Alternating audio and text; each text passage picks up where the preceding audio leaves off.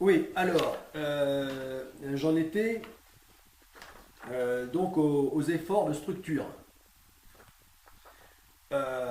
Donc, euh, eh bien, le fait que le navire étant non articulé, donc normal, eh bien, les efforts sur la structure sont énormes, en tout cas pour les grands navires, hein, puisque leur poids, le poids de coque, de structure, là se compte en milliers de tonnes, voire en dizaines de milliers, même centaines de milliers de tonnes. Bon, ce qui n'a rien à voir avec les petits navires où c'est en tonnes ou dizaines de tonnes qu'on compte leur poids, euh, leur masse.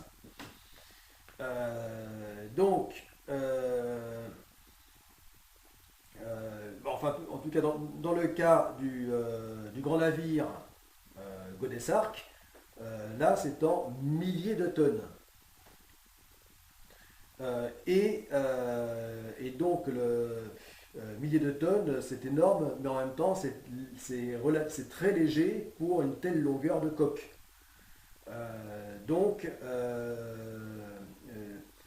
Donc des efforts énormes pour une coque légère. Donc risque de se briser. Et donc, bah, pour pallier à cette faiblesse, eh bien, nécessité d'accroître l'échantillonnage, donc le poids, euh, et d'augmenter, donc de rajouter des ponts pour qu'ils soient plus massifs, plus volumineux. Voilà. Donc, pour pouvoir justement supporter l'effet supporter son poids lorsqu'il chevauche la houle.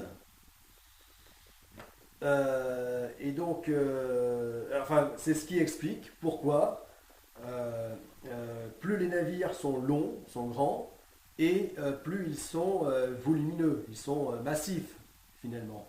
Enfin, en tout cas, on le voit très bien pour les paquebots. Pour les paquebots, bon, enfin, c'est comme ça pour tous les navires, hein, pour les cargos, euh, mais évident pour les paquebots. On voit que plus ils sont euh, longs et plus ils sont hauts, plus ils ont de ponts leur donnant un aspect massif. Et ça, c'est pour justement fortifier la poutre navire. Bon, bien sûr, c'est aussi pour augmenter, euh, pour qu'ils aient un maximum de passagers par rapport à leur taille, euh, puisque là, c'est la capacité de passagers, c'est leur cargaison, donc il faut rentabiliser au maximum euh, les volumes. Mais c'est aussi par rapport à la résistance mécanique, par rapport aux efforts de structure. Voilà. Voilà. Donc on voit plus souvent finalement, en tout cas pour les navires à passagers, euh, eh bien, donc des petits navires tels que les yachts aux formes, aux lignes élégantes et lancées, et pour ce qui est des grands navires à passagers, les grands paquebots, eh bien des silhouettes massives, très volumineuses. Voilà. Bon, ben tout ça, c'est pour ces raisons. Et ben, l'avantage, donc, c'est, oui, parce que les grands navires du projet Godessark, enfin donc la Godessark, euh, euh, donc en tant que véritable voilier, eh bien, doivent être légers. Donc recherche pour être vraiment éco-conçu, trouver donc un navire à énergie renouvelable et à énergie positive, eh bien, se doit d'être léger. Parce que la première économie d'énergie, c'est celle de l'économie de poids. Et donc, le fait de le rendre, donc, trois avantages, comme je disais tout à l'heure, de le rendre articulé, eh bien, c'est de pouvoir le rendre très léger, extrêmement léger. Voilà l'avantage.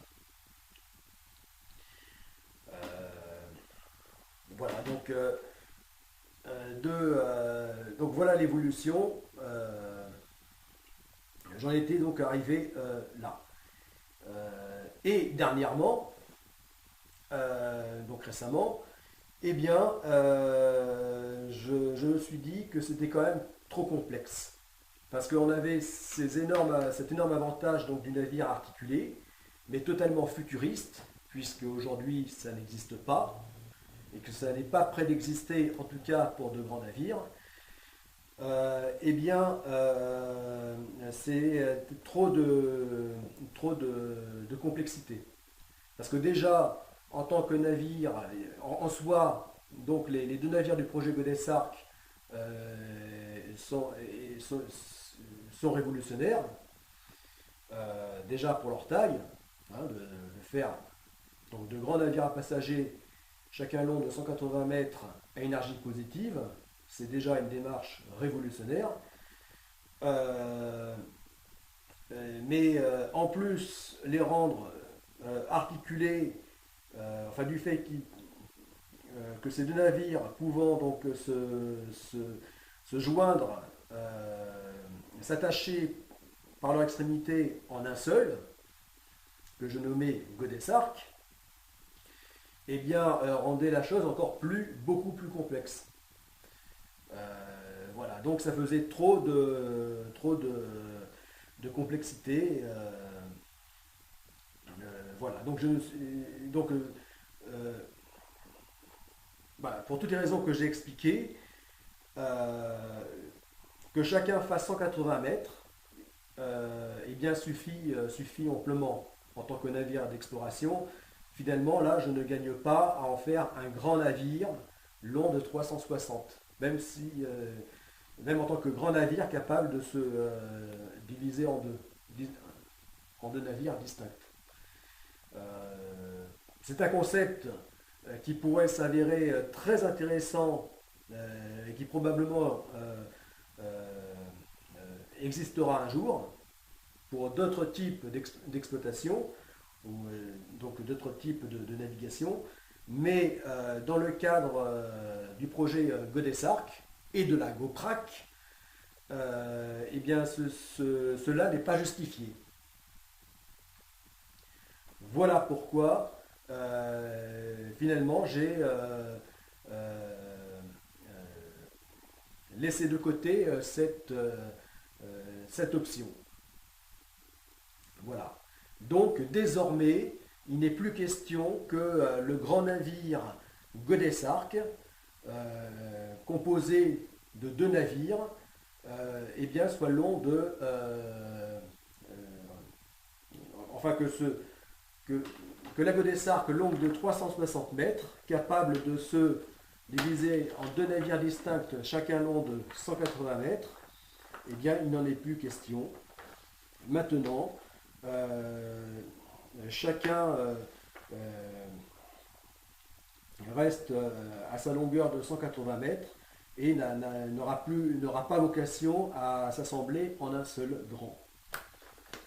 En un seul que devait être la Godessarc.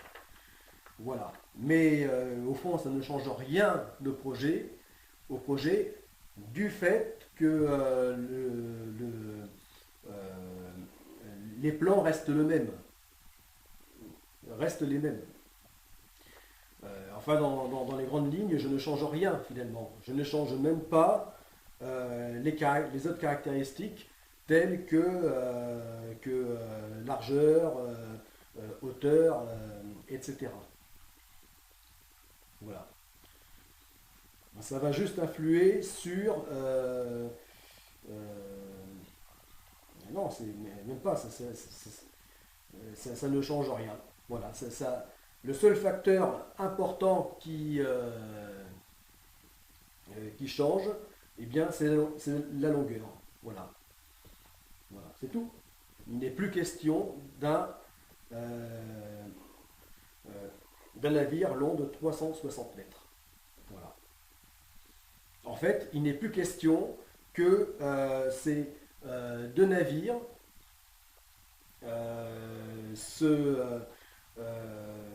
c'est-à-dire qu'il n'est plus question que la Godessark que j'ai conçue en deux navires distincts, capables de s'assembler en un seul, eh bien, il n'est plus question que chacun de ces navires se rassemble en un seul. Mais chacun de ces navires reste les mêmes. Voilà. Donc on fait, il n'y a pas de changement, de grands changements, et le concept reste exactement le même. Voilà.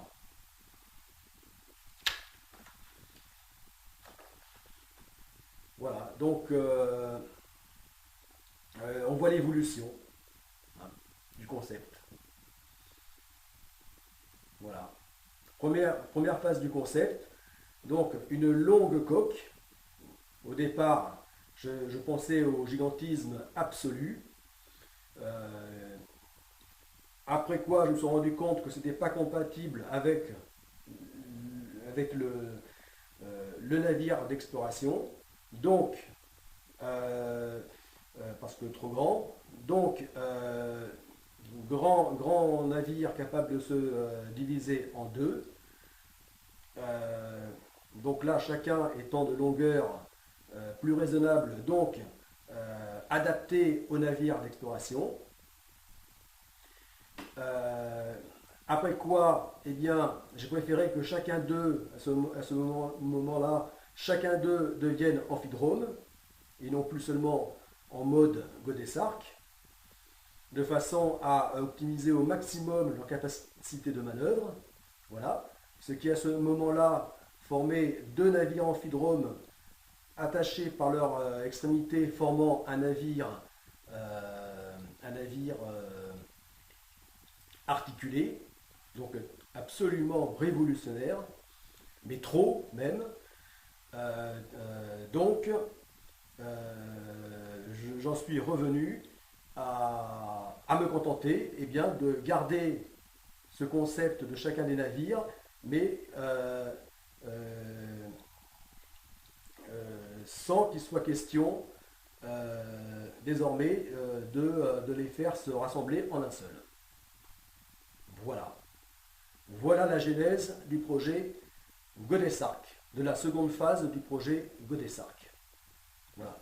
Bon, alors là, je vais te présenter une autre vidéo